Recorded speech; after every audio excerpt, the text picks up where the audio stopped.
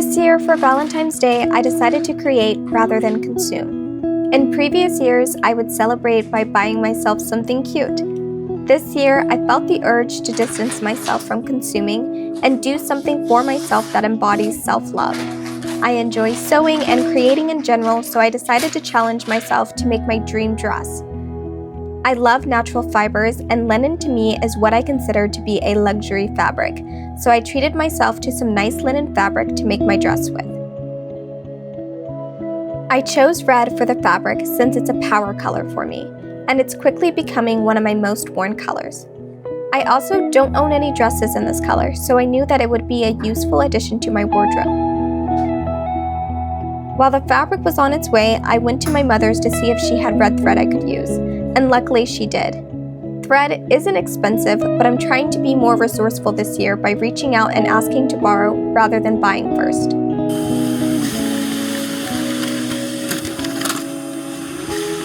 After hours of searching for patterns on what my dream dress would look like, I finally settled on one.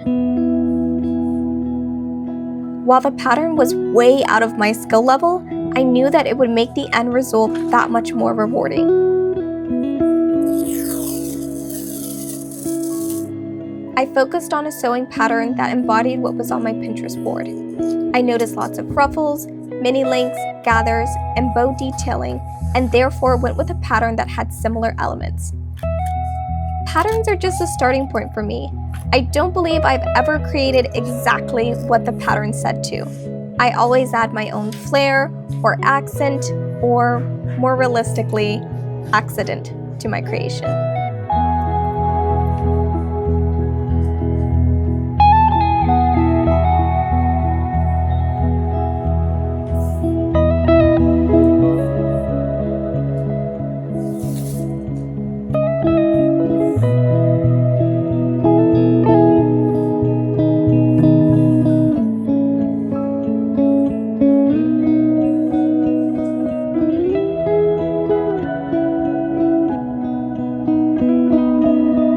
So I just finished the first half of the dress, and I still have the bottom half, the pockets, and then having to attach it to it.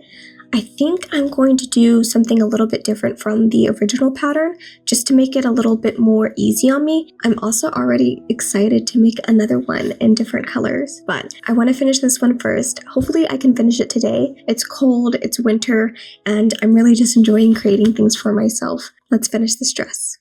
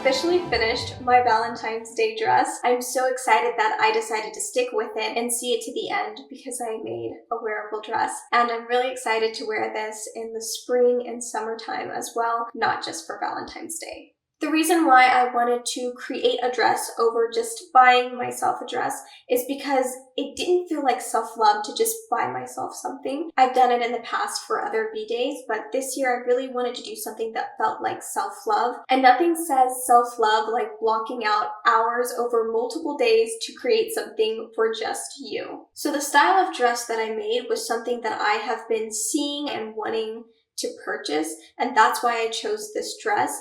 And I'm so glad I did because I learned so many different techniques. By doing that, now when I see clothing with all of these different channels and ruffles and scrunches, I know how to make it so I don't feel the impulse to buy it right away because I know I can just make it later.